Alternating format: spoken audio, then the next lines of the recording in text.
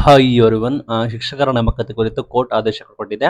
ಆದೇಶದಲ್ಲಿ ಏನು ಉಲ್ಲೇಖ ಮಾಡಿದೆ ಸಂಪೂರ್ಣ ಮಾಹಿತಿಯನ್ನು ತಿಳಿಸ್ಕೊಡ್ತೀನಿ. ಇದು ನೇಮಕಾತಿಯಲ್ಲಿ ವೆರಿ ವೆರಿ ಇಂಪಾರ್ಟೆಂಟ್ ಕೂಡ ಆಗಿರುತ್ತೆ.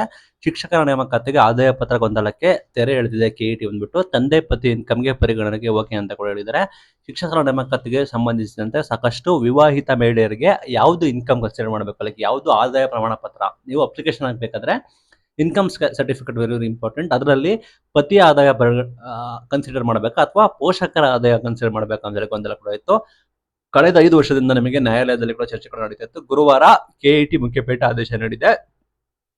ಇದರ ವಿರುದ್ಧ ಸರ್ಕಾರದ ವಿರುದ್ಧ ಇದನ್ನ ಲೈಕ್ ತರಾಟೆ ತೆಗೆದುಕೊಂಡಿದೆ. ಬಿಕಾಸ್ ಯಾಕಂದ್ರೆ ಸರ್ಕಾರ ನೇಮಕಾತಿ ಮಾಡಬೇಕಾದ್ರೆ ಯಾವುದೇ ರೀತಿ ಸ್ಪಷ್ಟತೆ ಕೊಟ್ಟಿಲ್ಲ. ಸರ್ಕಾರ ನೇಮಕಾತಿ ಸುತ್ತೋಲೆಯಲ್ಲಿ ಗೊಂದಲ ಸೃಷ್ಟಿ ಮಾಡಿದೆ. ಲೈಕ್ ನೇಮಕಾತಿ ಇದು ನಿಮಗೆ ಸುತ್ತೋಲೆ ಇದೆಯಾ ಏನೋ ನೋಟಿಫಿಕೇಶನ್ ಕೂಡ ಇರುತ್ತೆ, ಅದರಲ್ಲಿ ಗೊಂದಲ ಆಗಿದೆ. ಲೈಕ್ ಅವ್ರು ಕರೆಕ್ಟ್ ಆಗಿ ಏನು ಕೂಡ ಮೆನ್ಷನ್ ಕೂಡ ಮಾಡಿಲ್ಲ. ಹೀಗಾಗಿ ಪತಿಯ ಆದಾಯ ಸಲ್ಲಿಸಬೇಕಾ ಅಥವಾ ಯಾವ್ದು ಆದಾಯ ಸಲ್ಲಿಸಬೇಕು ಅನ್ನೋದು ಸಮಸ್ಯೆ ಕೂಡ ಆಗಿದೆ. ನಿಮಗೆ ನೇಮಕಾತಿ ಏನ್ ನೋಟಿಫಿಕೇಶನ್ ಕೂಡ ಇತ್ತು ಅದರಲ್ಲಿ ಸ್ಪಷ್ಟವಾಗಿ ಕಾರಣ ಇಲ್ದಿರೋ ಕಾರಣ ಇದೊಂದು ವಿಶೇಷ ಪ್ರಕರಣ ಅಂತೇಳಿ ಕನ್ಸಿಡರ್ ಕೂಡ ಮಾಡಿಕೊಂಡು ಪಾಲಕರ ಆದಾಯ ಪ್ರಮಾಣ ಪತ್ರ ಯಾರು ಸಲ್ಲಿಸ್ತಾರೆ ಅವರನ್ನ ಪರಿಗಣಿಸಬಹುದು ಅಂತ ಹೇಳಿ ಮಾನ್ಯ ನ್ಯಾಯಾಲಯ ಕೂಡ ಹೇಳಿದೆ. ಇಲ್ಲಿ ಏನ್ ಹೇಳಿದ್ದು ಮಾನ್ಯ ನ್ಯಾಯಾಲಯ ನೋಡೋದಾದ್ರೆ, ಪತಿಯ ಆದಾಯ ಪ್ರಮಾಣ ಪತ್ರ ನೀಡಿದ ಅಭ್ಯರ್ಥಿಗಳಿಗೆ ನೇಮಕಾತಿ ವಿಷಯದಲ್ಲಿ ತೊಂದರೆ ಆಗಬಾರದು ಹಾಗೂ ಸರ್ಕಾರದ ತಪ್ಪಿನಿಂದ ಪಾಲಕರ ಆದಾಯ ಪ್ರಮಾಣ ಪತ್ರ ರಚಿತ ಅಭ್ಯರ್ಥಿಗಳು ಕೂಡ ಪರಿಗಣಿಸಬೇಕು ಅಂತ ಕೂಡ ಹೇಳಿದ್ದಾರೆ. ಇಬ್ಬರಿಗೂ ಕೂಡ ತೊಂದರೆ ಕೂಡ ಆಗಬಾರ್ದು ಅಂತ.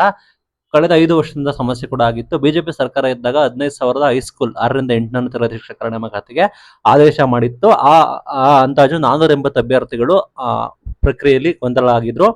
ವಿವಾಹಿತ ಮಹಿಳೆಯರಲ್ಲಿ ಕೆಲವರು ಪತಿಯ ಆದಾಯ ಮತ್ತೆ ಕೆಲವರು ಪಾಲಕರ ಆದಾಯ ಪ್ರಮಾಣ ಪತ್ರ ಸಲ್ಲಿಸಿದ್ರು. ಹೀಗಾಗಿ ಸರ್ಕಾರ ನೇಮಕಾತಿ 1986ರ DPR ಪ್ರಕಾರ ಪತಿಯ ಆದಾಯವನ್ನು ಕೂಡ ಮಾತ್ರ ಪರಿಗಣಿಸಬೇಕು ಅಂತ ಹೇಳಿದ್ರು. ಸರ್ಕಾರ ತನ್ನ ನೇಮಕಾತಿ ಸುತ್ತೋಲೆಯಲ್ಲಿ ಯಾರ ಆದಾಯ ಪ್ರಮಾಣ ಪತ್ರ ಮಾಡಬೇಕು ಅಂತ ಹೇಳಿ ಗೊಂದಲ ಕೂಡ ಇತ್ತು. ಈ ನಿಟ್ಟಿನಲ್ಲಿ ಕೋರ್ಟ್ಗೆ ಹೋಗಿದ್ರು.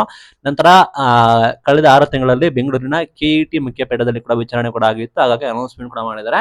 ಇದರಿಂದ ಏನ್ ಎಚ್ಚರಿಕೊಳ್ಬೇಕಂದ್ರೆ, ನೀವು ನೇಮಕಾತಿಯಲ್ಲಿ ನಿಮ್ಮ ಪೋಷಕರ ಆದಾಯ ಇನ್ಕಮ್ ಸರ್ಟಿಫಿಕೇಟ್ ನ ನೀವು ಮೆನ್ಷನ್ ಮಾಡಬಹುದು.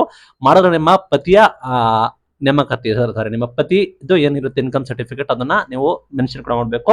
ಪ್ಲಸ್ ನಿಮಗೆ ನೋಟಿಫಿಕೇಶನ್ ಅಲ್ಲಿ ಸರ್ಕಾರವೇ ನೆಕ್ಸ್ಟ್ ಟೈಮ್ ಇಂದ ಆರ್ಡರ್ ಮಾಡುತ್ತೆ, ಲೈಕ್ ನೋಟಿಫಿಕೇಶನ್ ಅಲ್ಲಿ ಮೆನ್ಷನ್ ಕೂಡ ಮಾಡುತ್ತೆ ಯಾರ ಇನ್ಕಮ್ ಸರ್ಟಿಫಿಕೇಟ್ ನ ನಾವು ಮೆನ್ಷನ್ ಮಾಡಬೇಕು ಅಂತ. ಬಿಕಾಸ್ ಯಾಕೆ ಅಂದ್ರೆ ನೀವೇನಾದ್ರೂ ತಪ್ಪಾಗಿ ಇನ್ಕಮ್ ಸರ್ಟಿಫಿಕೇಟ್ ನ ಹಾಕಿದ್ರೆ ನಿಮಗೆ ಸಮಸ್ಯೆ ಕೂಡ ಆಗ್ಬಹುದು. ಆ ನಿಟ್ಟಿನಲ್ಲಿ ಇನ್ಮೇಲೆ ನೀವೇನಾದ್ರೂ ವಿವಾಹಿತ ಮಹಿಳೆಯರಾಗಿ ಶಿಕ್ಷಕರ ನೇಮಕಾತಿ ಕುರಿತು ಅಥವಾ ಬೇರೆ ಯಾವುದೇ ನೇಮಕಾತಿಗೆ ನೀವೇನಾದ್ರು ಅಪ್ಲೈ ಮಾಡ್ತಾ ಇದ್ರ ಅಂದ್ರೆ ದಯವಿಟ್ಟು ನಿಮ್ಮ ಪತಿಯ ಲೈಕ್ ಇನ್ಕಮ್ ಸರ್ಟಿಫಿಕೇಟ್ ನ ಕನ್ಸಿಡರ್ ಮಾಡ್ಕೊಳ್ಳಿ. ಲೈಕ್ ನಿಮ್ಗೆ ಪೋಷಕರದ್ದು ಕೂಡ ಮಾಡಬೇಡಿ ಅಂತ ಹೇಳಿ ಇಷ್ಟಪಡ್ತೀನಿ.